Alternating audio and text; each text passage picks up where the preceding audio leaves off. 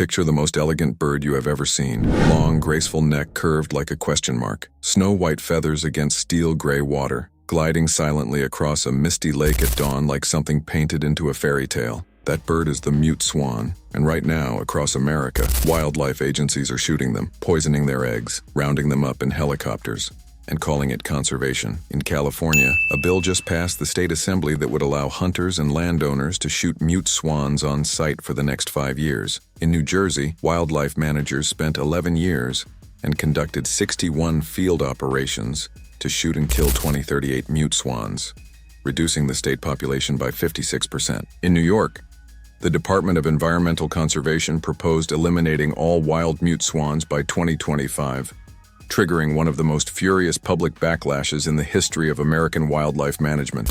Protests, petitions signed by hundreds of thousands, environmentalists fighting environmentalists, animal rights groups suing the government, ordinary people screaming, "How dare you kill a swan?" And on the other side, biologists quietly pointing at destroyed wetlands, devastated native birds, and collapsing aquatic ecosystems and saying, "We have no choice." This is the story of the mute swan, the most beautiful invasive species in America.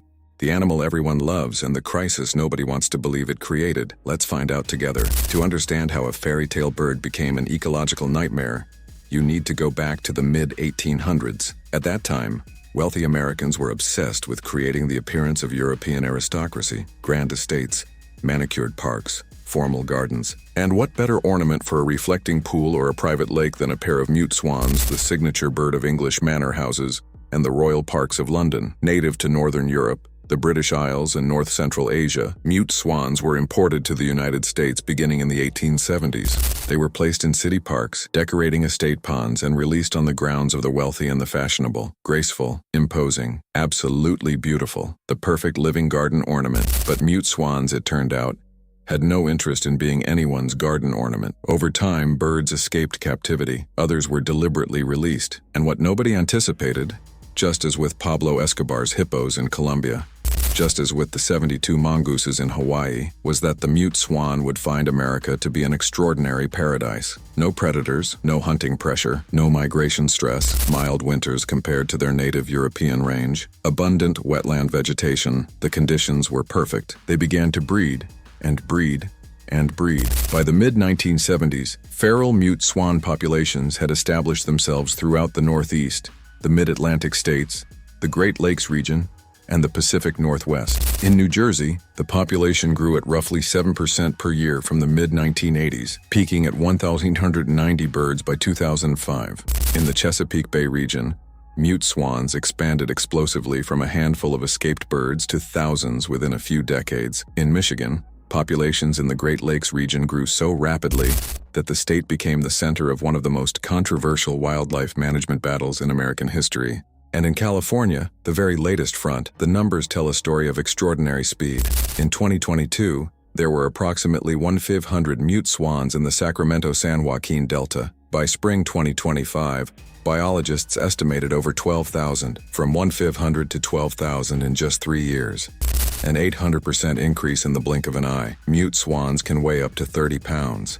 They are aggressive defenders of their territory, and they can kill or displace native species such as ducks and shorebirds. And California, a state with some of the most critically threatened wetland ecosystems in America, was watching in horror as this invasion unfolded in the Sacramento-San Joaquin Delta, one of the most ecologically important waterways in the western United States.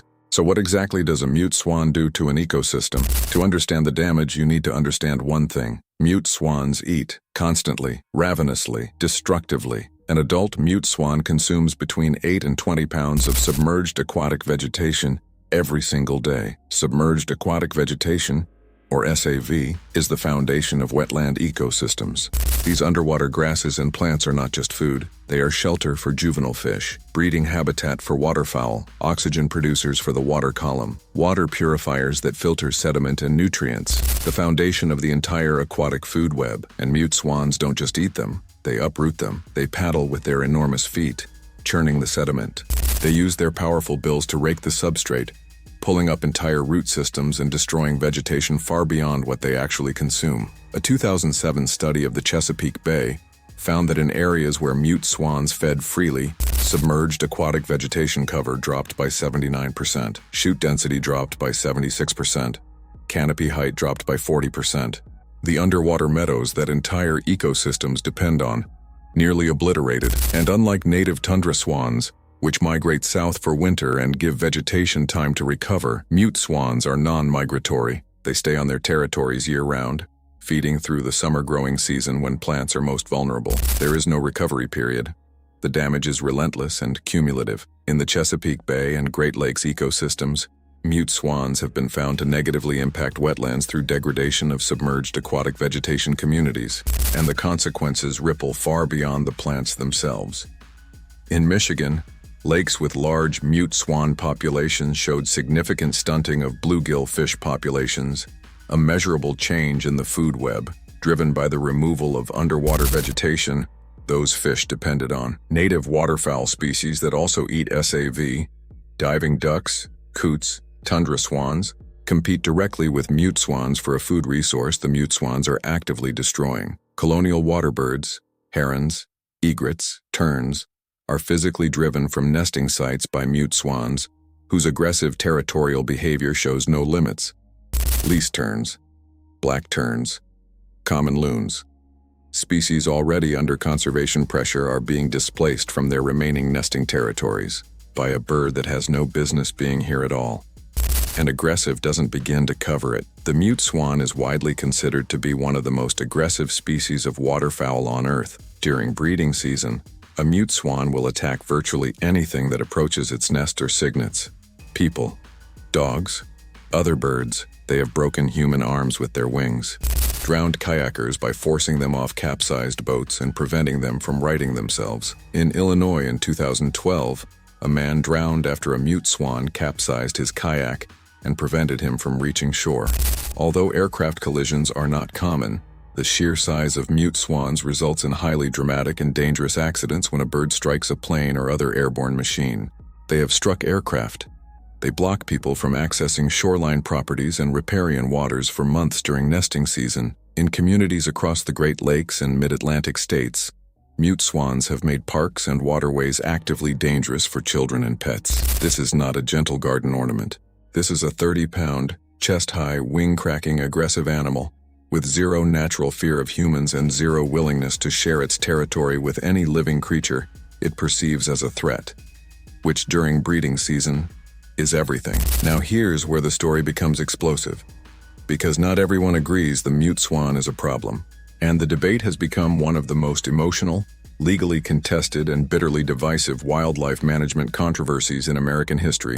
On one side, wildlife biologists, wetland ecologists, and conservation organizations including the Audubon Society and the American Bird Conservancy. Their position: mute swans are an invasive non-native species. They were artificially introduced. They are destroying critical wetland ecosystems. They are displacing and threatening native bird species. They must be managed, including through lethal control, or the damage will become irreversible. They point to the success stories. New Jersey's 11-year cull program reduced the state population by 56% and allowed wetland vegetation to begin recovering. Maryland culled over 3,000 mute swans from the Chesapeake Bay watershed. The cull program worked. The science, they say, is clear. The damage is real. The native species being harmed are real. And the only tool that reliably works is lethal control. On the other side, animal rights organizations, wildlife rehabilitation advocates, and millions of ordinary citizens. Their position: these birds are innocent. They didn't choose to come here. They were brought here by humans, for human vanity. Most people are completely unaware of the facts behind the persecution of the mute swan in the United States. This swan is vilified and called invasive, while the trumpeter swan, a bird of virtually identical size and lifestyle, is praised as a beloved native species. The science, critics argue, is not as settled as wildlife managers claim. According to the Chesapeake Bay Foundation itself, the two leading threats to the bay's submerged aquatic vegetation are agricultural waste runoff and sewage treatment plants, not swans. Why are we shooting beautiful birds for bay pollution that is predominantly caused by industrial agriculture and sewage? New York opponents of the elimination plan gathered hundreds of thousands of signatures in protest. The proposal to eradicate wild mute swans in New York, pitted environmentalists against animal rights activists, some calling the swans invasive and destructive, others saying the science is faulty. And the critics raise a broader philosophical point that goes far beyond this one species. What exactly is an invasive species? Mute swans have been in America for 150 years. They were here before the automobiles that created the roads that fragment the wetlands, before the farms that drain nutrients into the bays, before the sprawl that filled in half the wetlands along the Atlantic coast. At what point does an introduced species become part of the American landscape? At what point does killing them stop being conservation and start being extermination? Efforts to cull populations are largely rejected due to negative public outcry, and people overall want and expect to continue seeing these birds. And here is the darkest accusation leveled by some animal advocacy groups that the mute swan is being made a scapegoat for decades of human environmental destruction. That it is easier to shoot swans than to stop agricultural runoff, easier to blame a beautiful bird than to fix sewage treatment plants, easier to declare something invasive than to confront the real causes of wetland loss. This accusation has no definitive answer, and it is precisely why this debate is so explosive. But here is something that almost nobody discusses, and it is perhaps the most important dimension of this story. Hidden behind the mute swan controversy is the story of a bird that was almost driven to extinction and whose recovery is directly linked to what happens to the mute swans. The trumpeter swan, once the most common large bird in North America, the trumpeter swan was hunted to the edge of extinction by the early 20th century. Market hunters killed them by the millions for their feathers, their skin, and their meat. By 1932, fewer than 70 trumpeter swans remained in the entire continental United States. 70. From millions. Through decades of protection and careful management, the trumpeter swan has made a remarkable comeback. There are now estimated to be around 63,000 in North America, still a fraction of historical numbers, but a genuine conservation success story. But here's the problem. Trumpeter swans and mute swans compete directly for the same wetland habitat. Both eat submerged aquatic vegetation. Both need open water territories for nesting. And the mute swan, bigger, more aggressive, year-round resident, non-migratory, has a significant competitive advantage. In areas where mute swans have become established, trumpeter swans trying to recolonize have been physically excluded from territories by aggressive mute swans. Wildlife managers see a dark irony. We spent a century saving the trumpeter swan from human hunting. Now we risk losing the habitat restoration effort to an invasive bird that humans also introduced. By allowing these beautiful mute swans to thrive in North America, we are losing other beautiful native species, including the very trumpeter swan we fought so hard to bring back from extinction. It is not a battle between the beautiful and the ugly. It is a battle between two beautiful birds, one that belongs here, one that doesn't. And humanity is caught in the middle of the mess we made by bringing the wrong one here in the first place. And now, in 2025, California has become the newest and perhaps most dramatic front in the mute swan war. A measure before the state legislature aims to allow hunters and landowners to shoot mute swans for the next 5 years, to try to bring their numbers down in the Sacramento-San Joaquin Delta and beyond. Assembly Bill 764 passed the California Assembly and is now before the state Senate.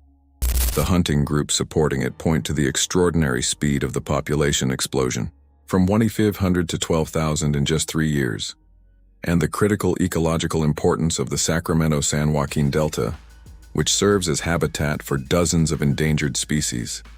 The animal welfare groups opposing it point to the fundamental ethical problem of authorizing the lethal shooting of what many Californians consider to be one of the most beautiful birds in the world. And they point out that California just spent over $13 million since 2018 killing nearly 6,000 nutria, those large, orange-toothed South American rodents that invaded the Delta. Nobody protested much about killing nutria, because nutria are ugly, swans are beautiful, and therein lies perhaps the most uncomfortable truth at the heart of this entire debate. Our conservation decisions are influenced, far more than we would like to admit, by how animals look. So where does this leave us? The mute swan was brought to America by wealthy Victorian-era landowners who wanted their estates to look like English gardens. That decision, made in drawing rooms over 150 years ago, has created an ecological crisis that wildlife managers are now trying to address with shotguns and oiled eggs. While millions of ordinary citizens protest and animal rights lawyers file lawsuits, the science says mute swans damage wetlands, destroy vegetation, displace native birds, threaten the recovery of truly native species. The science also says the Chesapeake Bay's biggest problems are agricultural runoff and sewage, and that mute swans are contributing to but not solely causing the crisis. Both things are true simultaneously. And between those two truths lies the hardest question in conservation biology: when a species has been here long enough to become part of the landscape people love, when it is beautiful enough that people feel genuine grief at the thought of losing it. Do we kill it anyway? Because the science says we should? Do we protect it anyway? Because our hearts say we must? Innocent of everything except existing in the wrong place at the wrong time. A wrong place that humans chose for them, and now humans must decide what to do about the consequences of that choice. The fairy tale bird, in a very real ecological nightmare. What do you think? Should we cull the mute swan to protect native ecosystems? Or is killing a bird this beautiful an act we can never truly justify? This is one of the most divisive wildlife debates in American conservation history, and we want to hear where you stand. Drop your opinion in the comments below. And don't forget to like, subscribe, and hit the notification bell so you never miss the next story. Because when it comes to nature, the truth is always more unbelievable than fiction.